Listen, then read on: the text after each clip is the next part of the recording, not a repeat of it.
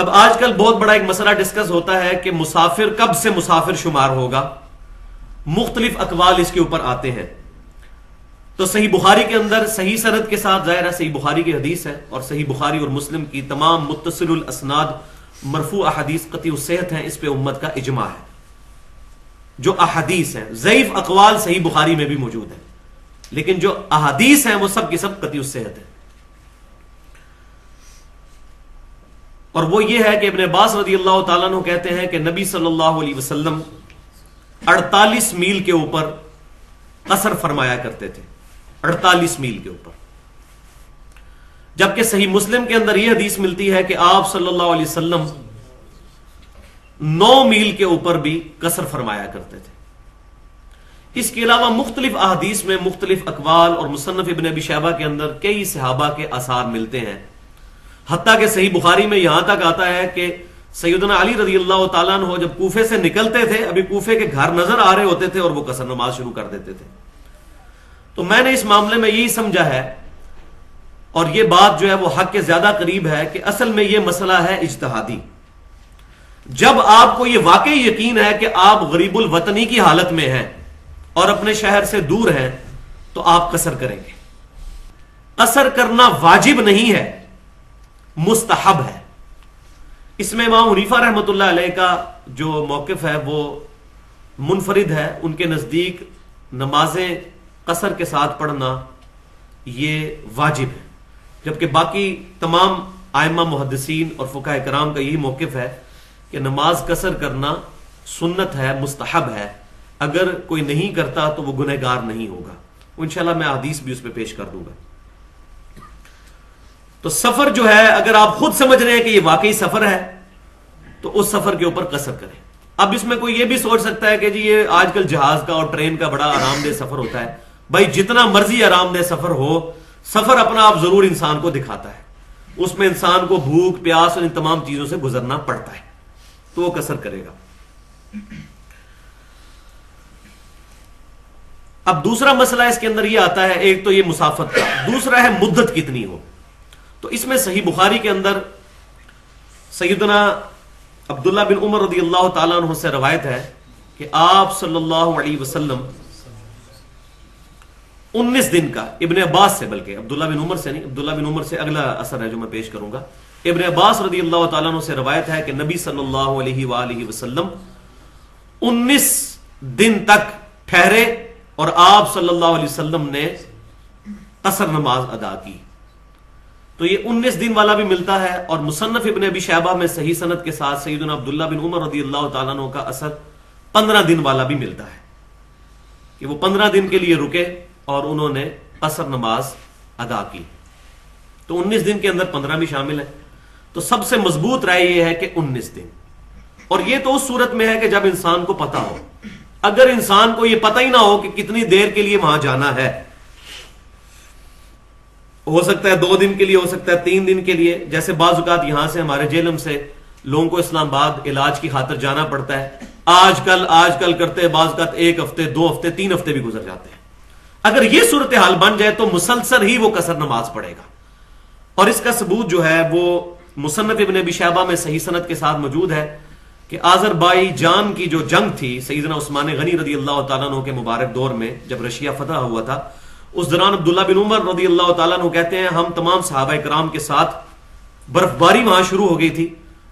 تو 6 مہینے تک آج کل کرتے کرتے 6 مہینے بیت گئے، اور صحابہ کرام نے 6 مہینے تک قصر نماز ادا کی. کیونکہ یہ مسلسل خوف کی بھی کیفیت ہے. خوف سے مراد صرف جان والا خوف نہیں ہے، بلکہ یہ ہے کہ انسان کو اپنی سچویشن کلیئر نہیں ہے، ٹائم کا پتہ نہیں ہے. تو اگر اسی طریقے سے آج کوئی شخص کسی ہاسپٹل میں کسی مریض کی تیمارداری کے لیے جاتا ہے اور وہاں اس کو آج کل کرتے ہوئے 2 ہفتے 3 ہفتے ایون مہینہ 2 مہینے 6 مہینے بھی گزر جاتے ہیں، تو کوئی مسئلہ نہیں، وہ قصر نماز ادا کرے گا.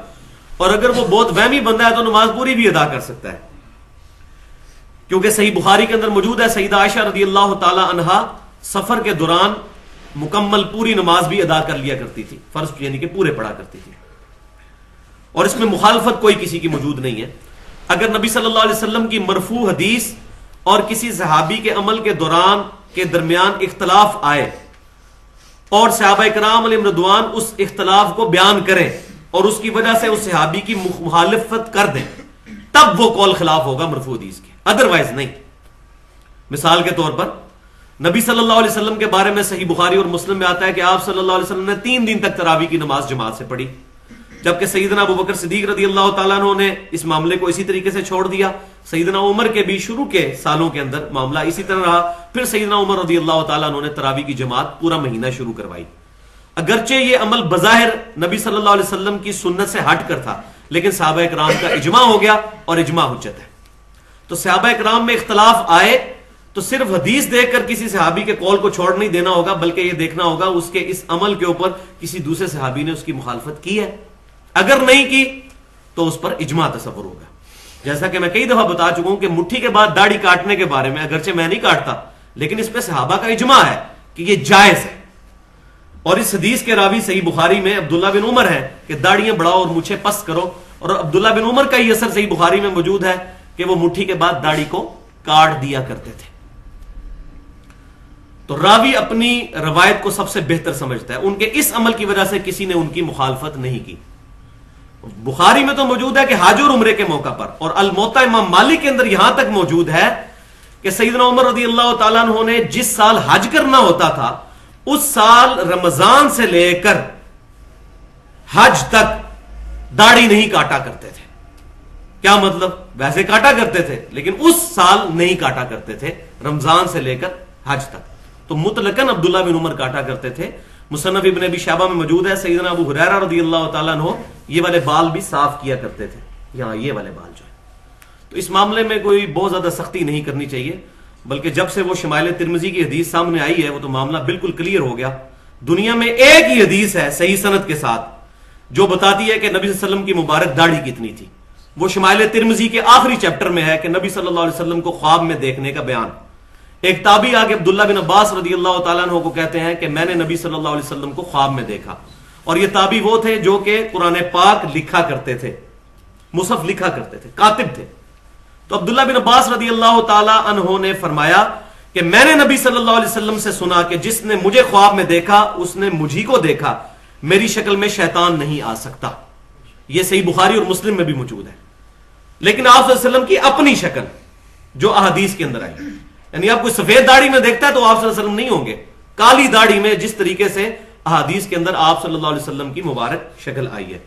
تو عبداللہ بن عباس رضی اللہ تعالیٰ عنہ نے کہا کہ تم اپنا خواب بیان کرو، تو انہوں نے اپنا خواب ڈیٹیل کے ساتھ بیان کیا۔ اس کے اینڈ کے اوپر عبداللہ بن عباس رضی اللہ تعالیٰ عنہ نے فرمایا اگر تم رسول اللہ صلی اللہ علیہ وسلم کو اپنی زندگی میں دیکھتے تو اس سے مختلف نہ پاتے جس طرح کہ تم نے خواب میں دیکھا ہے۔ تو اس میں وہ آپ صلی اللہ علیہ وسلم کے چہرے مبارک کے بارے میں، باقی چیزوں کے بارے میں بتاتے ہیں، اور پھر داڑھی کے بارے میں فرماتے ہیں کہ آپ صلی اللہ علیہ وسلم کی داڑھی پورے چہرے مبارک پر پھیلی ہوئی گھنی تھی، اور وہاں تک سینے کے حصے پر پھیلی ہوئی تھی جو گلے سے ملا ہوا ہوتا ہے، نحر تک، یہ والا حصہ نحر، یہ ہڈی، یہ جو بالکل 2 شانوں تک جاتی، یہاں تک آپ صلی اللہ علیہ وسلم کی داڑھی پھیلی ہوئی تھی۔ تو اس حدیث کی وجہ سے یہ جو کہتے ہیں نا پورا سینہ بھرتی تھی، اس سے بڑا دنیا کا کوئی جھوٹ ہی نہیں ہے، کہیں لکھا ہی نہیں ہوا۔ یہ سراسر منافقت اور نبی صلی اللہ علیہ وسلم پر جھوٹ باندھنا ہے۔ اسی حدیث کا غلط ترجمہ کیا ہوا ہے، حالانکہ دارالسلام نے بھی بالکل صحیح ترجمہ کر دیا ہے۔ نہر بھائی ڈکشنری میں دیکھ لیں، اس ہڈی کو کہتے ہیں سینے کے ابتدائی حصے والی ہڈی، یہاں تک آپ صلی اللہ علیہ وسلم کی داڑھی تھی۔ اور اس پر میرا اجتہاد یہ ہے، جو علماء بڑے پریشان ہیں آج اس اجتہاد کے اوپر، کہ عبداللہ بن عمر مٹھی کے بعد داڑھی کاٹتے ہی اس لیے تھے کہ وہ اپنی داڑھی کو حضور کی طرح کرنے کی کوشش کرتے تھے،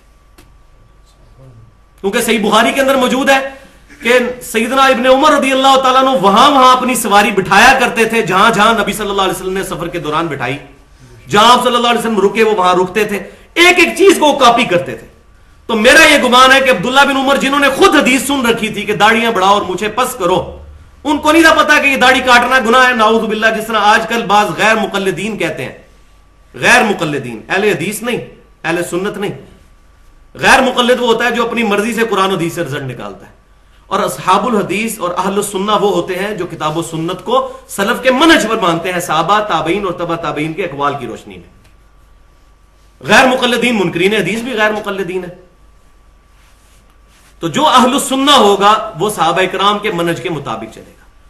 تو اگر کوئی مٹھی کے بعد نہ کاٹے بہت اچھی بات ہے, ہم بھی نہیں کاٹتے, لیکن اس کی بجائے جو لوگ کاٹتے نہیں ہیں وہ حرام کام اس طرح کرتے ہیں کہ اپنی داڑھی فولڈ کی ہوتی ہے اندر, اور لوگ کہہ رہے ہوتے ہیں مٹھی کے بعد کاٹنا حرام ہے, اپنی داڑھی اندر فولڈ کی ہوتی ہے. اور ابو داؤد کی حدیث ہے صحیح سند کے ساتھ کہ آپ صلی اللہ علیہ وسلم فرمایا میں اس شخص سے بری ہوں جو اپنی داڑھی کو گرا لگاتا ہے. اس سے بڑا حرام کام کر رہے ہوتے ہیں وہ, جو واقعی متفقن علیہ حرام ہے, صرف داڑھی کو چھوٹا دکھانے کے لیے. تو بھائی آپ کاٹ لیں مٹھی کے بعد, اگر آپ کو لمبی داڑھی اچھی نہیں لگتی ہے, بجائے اس کو فولڈ کرنے کے.